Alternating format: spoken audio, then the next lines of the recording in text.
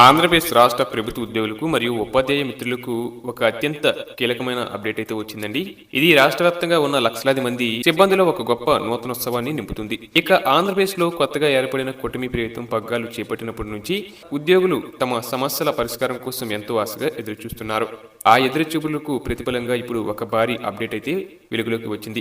గత ప్రభుత్వం నుండి పెండింగ్ లో ఉన్న బకాయిల వైపు, కొత్తగా రావాల్సిన వేతన సవరణ పిఎస్సి మరొక వైపు ఉద్యోగులను ఊరిస్తున్న తరుణంలో రాష్ట్ర ఆర్థిక మంత్రి పయ్యవుల కేశవ్ గారు చేసిన తాజా వ్యాఖ్యలు ఉద్యోగ వర్గాల్లో ఒక కొత్త భరోసాను నింపాయి.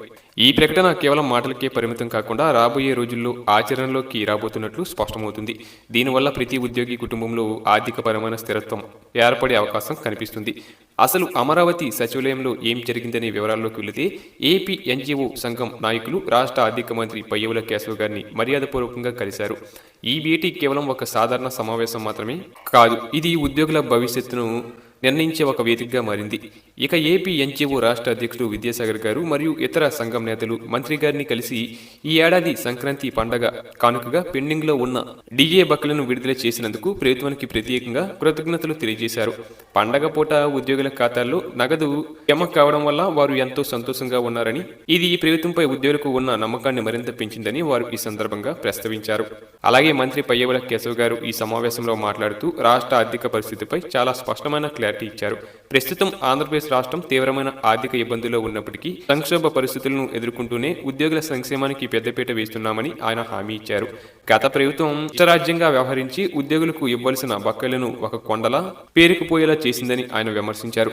ఆ పేరుకుపోయిన బకాయిలన్నింటినీ ఒక్కొక్కటిగా క్లియర్ చేయడానికి తమ ప్రభుత్వం ఒక పక్క ప్రణాళికతో ముందుకు వెళ్తుందని, ఇందులో ఎటువంటి అనుమానం అవసరం లేదని ఆయన ఉద్యోగ నేతలకు స్పష్టం చేశారు. ప్రతి పైసా కూడా సకాలంలో ఉద్యోగులకు చేరేలా చర్యలు తీసుకుంటున్నామని ఆయన భరోసా ఇచ్చారు. అన్నిటికంటే ముఖ్యంగా ఉద్యోగులు అత్యంత ఆసక్తిగా ఎదురు చూస్తున్న 12వ పిఎస్సి మరియు మధ్యంతర భృతి గురించి మంత్రి గారు కీలకమైన హింట్ ఇచ్చారు. ఉద్యోగుల మనోభావాలను మరియు ప్రస్తుతం పెరుగుతున్న జీవన వ్యయాన్ని ప్రభుత్వం అర్థం చేసుకుంటుందని, అందుకే త్వరలో 12వ వేతన సవరణ సంఘాన్ని ఏర్పాటు చేయడానికి అడుగులు వేస్తున్నామని ఆయన పేర్కొన్నారు.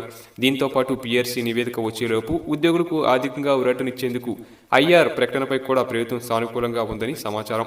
ఈ ఐఆర్ శాతం ఎంత ఉంటుంది మరియు ఎప్పటి నుంచి అమలు చేస్తారు అనే విషయాలపై త్వరలోనే ముఖ్యమంత్రి గారితో చర్చించి అధికారిక నిర్ణయం తీసుకోనున్నట్లు తెలుస్తుంది.